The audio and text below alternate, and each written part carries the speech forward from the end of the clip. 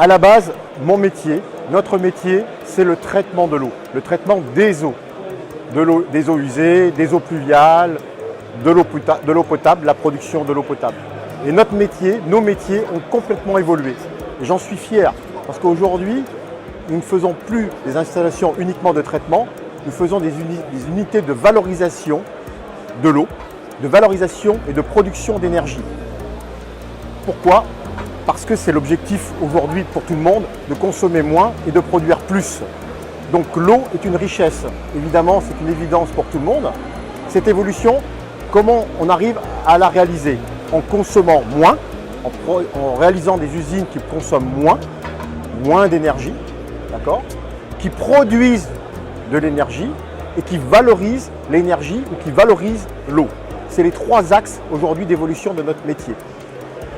C'est une grande évolution pour nous parce que ça nous remet en question dans notre travail au quotidien de toutes les équipes et c'est une fierté de participer à cette évolution qui est un objectif pour le groupe, devenir leader de la transformation, de la transition écologique. On a aujourd'hui déjà des expériences qui sont réalisées et qui sont en cours. Une qui est importante, c'est la station d'épuration de Cagnes-sur-Mer que nous venons de réaliser, qui est la première station d'épuration en France à énergie positive. Cette station d'épuration, elle a été conçue dans ce sens-là pour produire de l'énergie plus qu'elle n'en consomme. Donc ça, c'est une grande fierté pour OTV et le groupe Veolia. Deuxième exemple, ça se fait aussi sur des usines existantes. Nous sommes en train de le faire sur la station d'épuration de Tours, qui est une station qui a plus de 20 ans d'existence. Nous sommes en train de la transformer, de la faire évoluer de façon qu'elle devienne une station à énergie positive. Mais c'est également la valorisation de l'eau.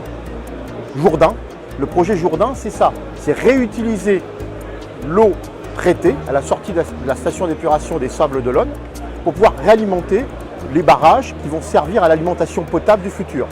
C'est un enjeu essentiel actuellement.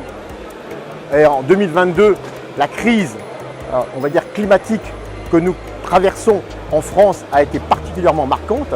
Donc on va devoir évoluer très rapidement et nous sommes prêts et nous avons déjà des expériences pour répondre à ces attentes.